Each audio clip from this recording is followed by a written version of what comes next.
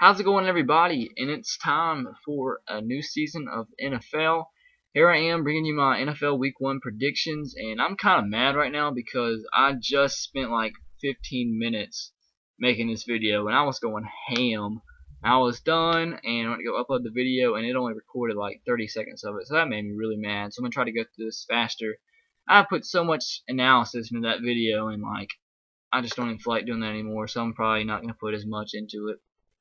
But let's go ahead and get right into it. You'll be able to watch this every Tuesday. I do this video weekly every Tuesday at 12 o'clock Eastern, 11 my time. I'm a partner on YouTube, so I can upload a video and then schedule it for what time to publish. So try to go through this fast now. That makes me so mad.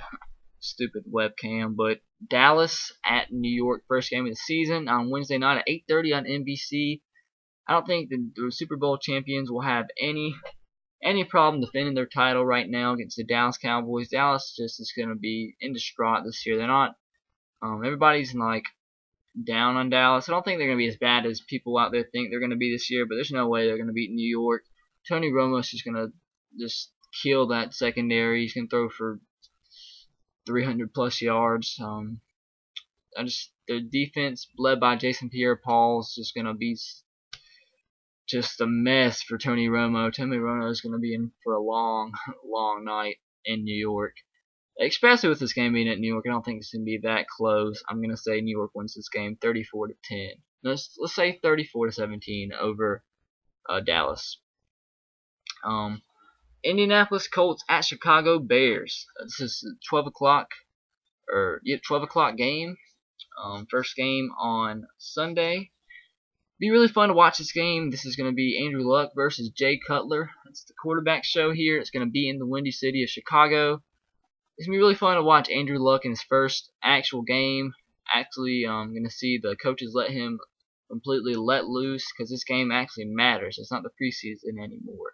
And that's, I think, is the toughest thing transitioning into the week 4 of the preseason into the week 1 of the actual season, because it's kind of weird playing like for something that doesn't really count. So that's something about week 1, because you always can see inconsistency out of good teams or teams that are expected to be good, because they just don't. It really depends how good you are transitioning into what doesn't matter and what matters. So that's where week 1 is where upsets can happen and unexpected wins can happen. But I don't see that happening here. Andrew Luck, it's going to be fun to watch him all year, but the talent around him just isn't there to compete and actually be a successful team. I do think they improved last year. Where they have 1 win last year, I think they get 4 or 5 wins this year. They're just not there yet. Give them a few years. Kind of like the Peyton Manning situation, like he did when he came in. Was terrible his first year, and the second year he went ham. But I think Jay Cutler's gonna have no problem putting up 300, 400 yards against the Colts. I think they win this game pretty easily. Let's say 34-17. Did I just say that for the Dallas game? But whatever, 34-17 over the Colts. Philadelphia at Cleveland. This game's going to be at Cleveland, so it's going to be pretty tricky for the Eagles. But I think the Eagles probably are the most improved team on the defensive side of the ball over the offseason. Got D'Amico Ryans. Well, it was so stupid for Houston to let him go. He's such a great leader, and that's what the Eagles lacked last year, was a true leader on the defensive side of the ball. They had probably the most talented team in the NFL, the dream team, but they just did not have that guy to lead their defense and lead their team to a playoff last year, a playoff game. And but I think that changes this year, because I think the Eagles have the best defense, or one of the best defenses in the NFL, probably second to the 49ers, second or third in the NFL. But they should have no problem with Cleveland. It might be a little tricky playing in Cleveland, but I think Mike Vick and the Eagles have no problem in this game. I say they win this game. Let's say 27-10 over the Browns. I think it's going to be fun to watch Princeton playing against NFL defenses, but him alone can't lead them to a good year. They're going to have to have good quarterback play, and from what I saw from Randall Weeden, that's not going to happen this year. So I say, what did I say? 24-10. Yes, it goes 24-10. The Eagles over the Browns. And here we go, the New England Patriots and the that was my dad talking to my sister. The New England Patriots and the Tennessee Titans. This game's gonna be fun to watch. You know why? Because I'm gonna be there. I'm gonna be there supporting my Tennessee Titans. Um, as much as it hurts to say, and much as it breaks my heart, I do think the Titans lose this game. But heck no, I'm not gonna say that in my TTC trash talking video. I'm not gonna admit that in that video. I'm gonna act like we're gonna win, but that's what I'm gonna do. But in this game, using reasoning, and behind the reasoning that the Titans' biggest question mark is the secondary, and the Patriots are the Patriots and throw for 8 million yards a season, that's not your ideal matchup if you're the Tennessee Titans. I do think the Titans are underrated on the offensive side of the ball this year. I think we're going to put up a lot more points than people predict. I think Jake Locker is going to surprise a lot of people. He has all the talent in the world. I think when we get Kenny Britt back, which kind of sucks because he would have really helped us out this year.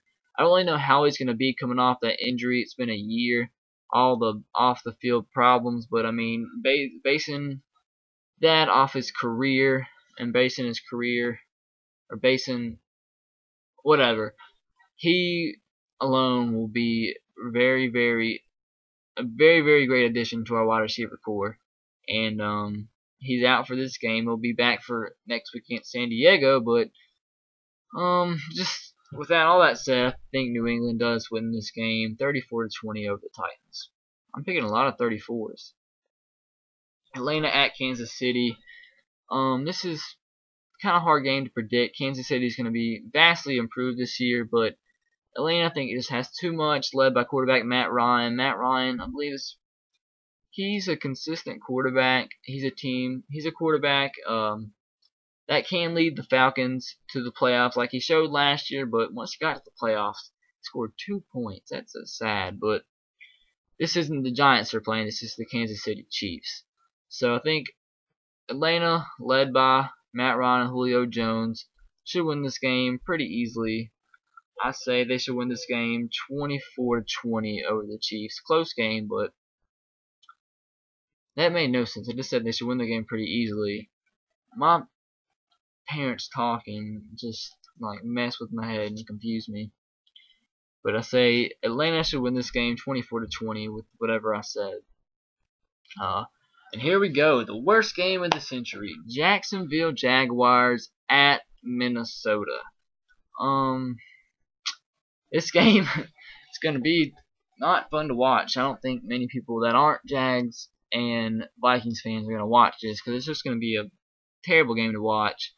But as you look to predict in other games, you see who the worst team is. And that's the only way I can really get a concrete prediction out of this game, because you have Jacksonville, they're going to be improved from last year, and Minnesota, I think, will be either the worst or the second worst team in the country, or in the I'm used to saying country, in the league this year. Because it's like, from my point of view, I said this in the video I just made that didn't record. I said you have the Jags, a few other teams, and then you have, well, the Jags, a few other teams, the Rams. You got 50 pile of crap. Then you got the not the Jags, sorry, the Vikings, and then another 5-10 foot of crap. Then you have the Miami Dolphins. So just basing that alone, even though the game's in Minnesota, I say the Jags win this game. It's gonna be a low scoring game. It's gonna be a defensive struggle. I say the Jags will do win this game 13-10 over the Vikings. Washington at New Orleans. RG3 versus Drew Brees. I said Drew Brees. It's gonna be fun to watch. Too bad I won't be able to watch it because I'll be watching the Titans beat the Patriots. But RG3 is not gonna get it done. I mean, he's gonna get it done, but he's not gonna. Washington's not gonna make the playoffs this year. I think the investment in RG3 is gonna turn out to be successful and to be a success. But I think it'll take a few years. They got to surround him with more talent than what he has now. Sorry, I'm tired. It's like 11 o'clock at night, so if I stutter, I'm sorry. I already made this video, and it makes me mad to have to do this again. But until they surround him with more talent, they're going to be a 6, 7, 8 win team. But they're playing against the Saints, even with all the off the field issues that we all know about the Saints had. I don't think they should have any problem with the Redskins, especially playing in the Superdome. I think the Saints will put up over 30 points. Let's say 38 to 20. The Saints win this game. It's gonna be a blowout. Buffalo at New York. Oh my God, I had so much to say about New York in my last video. We all know the problems in New York. This game is so hard to predict because you don't know what to expect out of the Jets. They have more talent than probably most of the teams in the NFL, but they just are so. Their team is in disarray. They're so unorganized. They have no leaders. They're so unled. That's what I said in my last video. Then I felt stupid. I said unled, but they have no leaders. When you got players like that in such a situation like that, you need a head coach that knows how to get their players in order. You don't have that. You have Rex Ryan, who's just about as stupid as all his players are. I mean, they have a nasty defense. They have potential to have a really good offense, but they can either be the best team in the NFL or they can be the worst team in the NFL. That's how I see the New York Jets. So that's how they're almost impossible to predict how they're going to do. But they're playing Buffalo, so I mean it's Buffalo, and I mean Buffalo's a team that can possibly upset you week 1, especially if you're the Jets. But I think the Jets defense carries them in this game. I think it's going to be a defensive struggle. I might get this prediction wrong because, like I said, who knows what to predict with the Jets? Who knows if Tim Tebow comes out playing wide receiver? I mean, who knows? Who knows if half the players just refuse to come out in the field because they play for the Jets and they play for Rex Ryan? I mean, like I said, you just don't know what to predict with the Jets. And until they get a head coach that knows how to get their team in order, that's how they're going to be. They're going to be a 7, 8, 9 win team. But with all that said, I think the Jets do win this game 16-10 over Buffalo. St. Louis at Detroit. St. Louis just does not have the talent around Sam Bradford yet. It'll take a few more top picks in the draft to get that talent around them. Their offensive line is still just not good at all.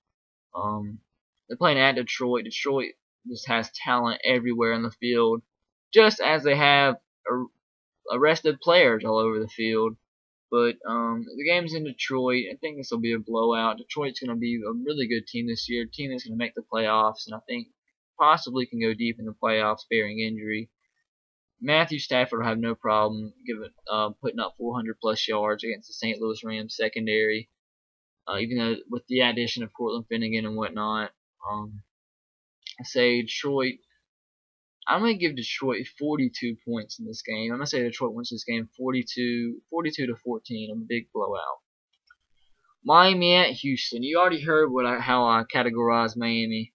I said the Jags, a few more teams, the Vikings or the Rams, 50 foot of crap. The Vikings, 5-10 foot more crap, and then you got the Dolphins. Dolphins, I believe, are going to be the worst team in the NFL this year. They have absolutely nobody that is of interest of anybody that's anywhere near decent. Like, they have Reggie Bush, and he's been one of the biggest busts in NFL history, or at least recent NFL history.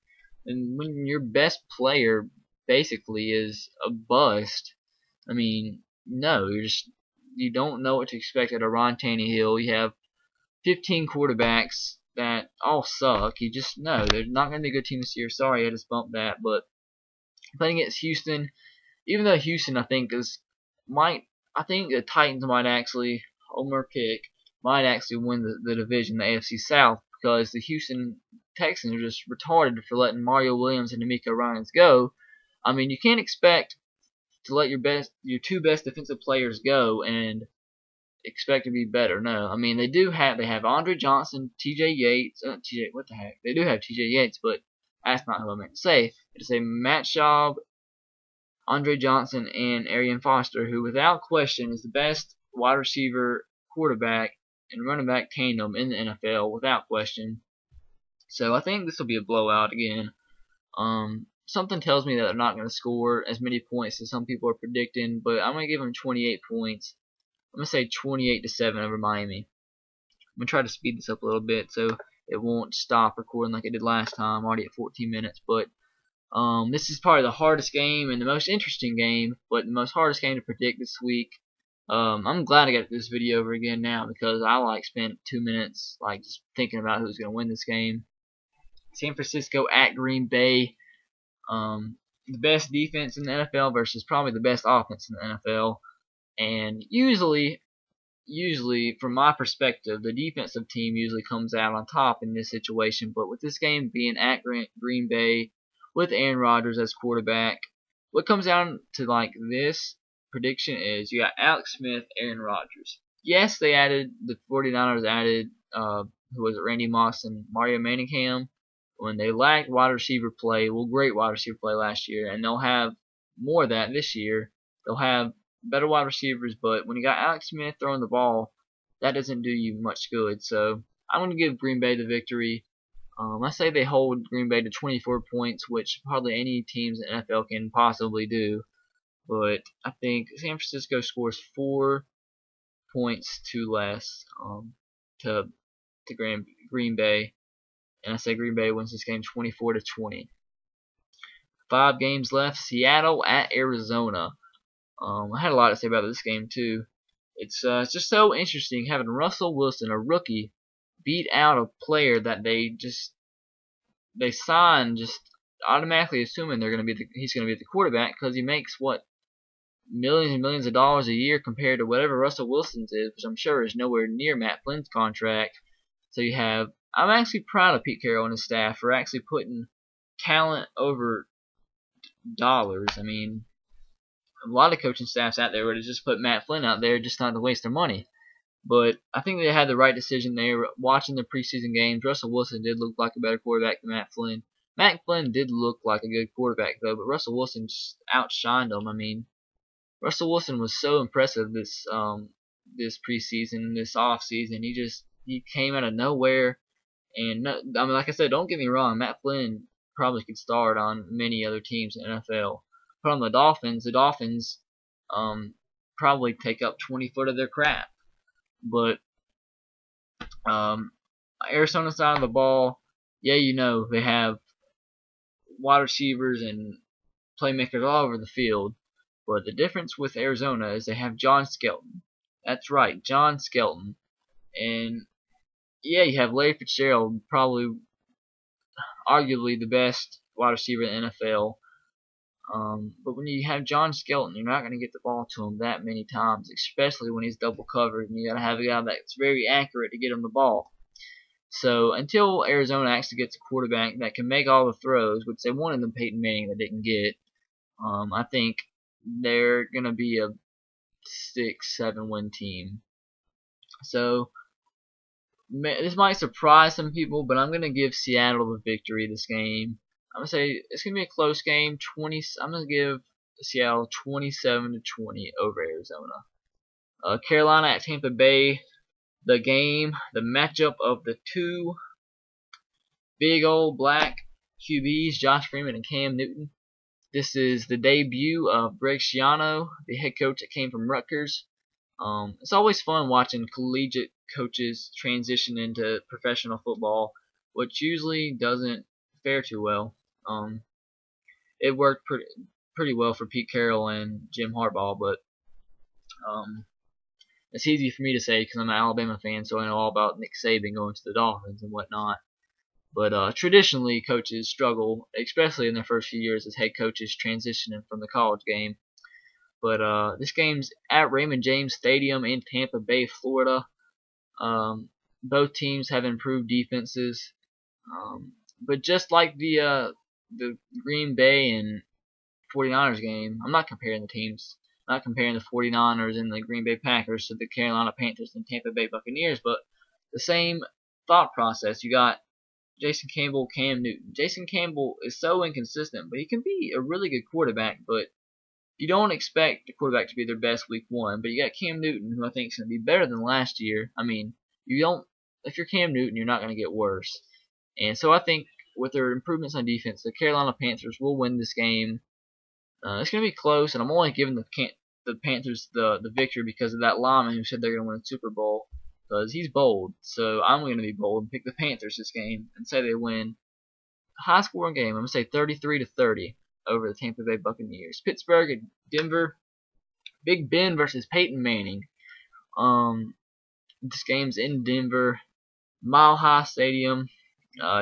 Peyton Manning's first game after 837 neck surgeries. It's going to be fun watching Peyton Manning because he has so little talent around him. But if you're offensive line, Peyton Manning is the ideal quarterback to be blocking for because he gets rid of the ball in 0.00002 seconds. It's going to be. I picked Eric Decker like in the 10th round of the draft, and I threw a separate party for myself because I think Eric Decker is going to be one of the most surprising quarterbacks wide receivers in the NFL this year because he has Peyton Manning throwing to him. So, I don't know why I threw that in there, but on Pittsburgh's side of the ball, I think they're going to be the traditionally successful team that's going to be the most disappointing this year. I think Pittsburgh actually is a 6-7 win team this year when they're used to winning 8, 9, at least 8, maybe even 9, 10, 11 games a year. The talent level wasn't there for the Pittsburgh Steelers like it's been in years past, and I think Big Ben's going to feel that this year. He has hardly any decent wide receivers past Mike Wallace, even though I'm hoping for Emmanuel Sanders to be decent this year because I picked him really late in my draft. But with that said, I think Denver does win this game. I'm going to say 27-17 over Pittsburgh. And now on to the two Monday night games. Cincinnati at Baltimore. Baltimore's defense is going to be just as good as ever. This game's in Baltimore. Going to be a tough environment for young Andy Dalton going against that big old Ravens traditional defense led by Ray Lewis. Get to see Courtney Upshaw in action. Roll Tide. His first game as a Baltimore Raven. Cincinnati's not a bad team, don't get me wrong, but with that young offense and that young team, I don't know how they're going to fare against a team like Baltimore.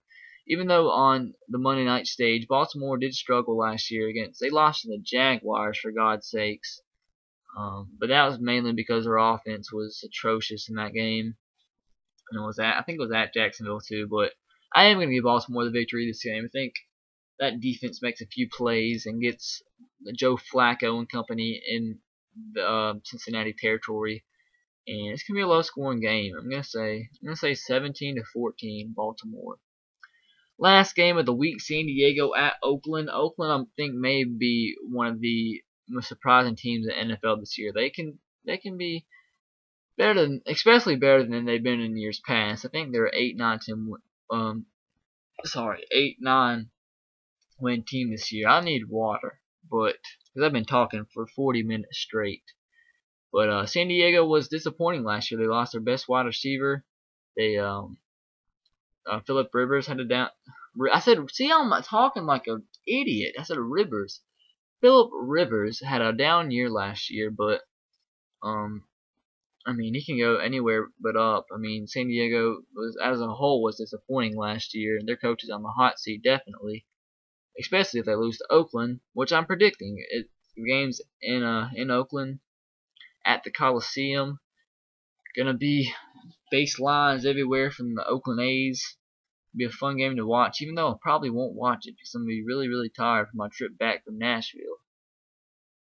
But I don't know why, but I'm gonna give Oakland for the victory. Don't know why, but I got a feeling that Oakland's going to be a surprising team this year, and they're going to start that out by beating the Chargers week 1 on Monday Night Football.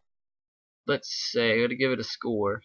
So let's say 21-17. Close game, 21-17 over San Diego. That's it, guys. Hopefully it worked this time, because if it didn't, I'm not going to do this again. But this has been 25 minutes of me talking about 16 games. So I'll see you guys later. And as always, roll Tide, go Sox, and go Titans to you. Make sure to tune in every Tuesday for this episode. Well, every Tuesday for my weekly predictions on all the NFL games. I'll see you later, and I won't be able to do. I've said see you later 15 times. I won't be able to do. a recap video for all the games on Sunday because, like I said, I'll be in Nashville, but I'll start that the next week. I do recaps for on Saturday night for all the college games and on Sunday night for all the NFL games. I'll have to start that week too. See you guys later. As always, roll tide, go Sox, and go Titans to you. I'm going to get some water and go to sleep. See ya.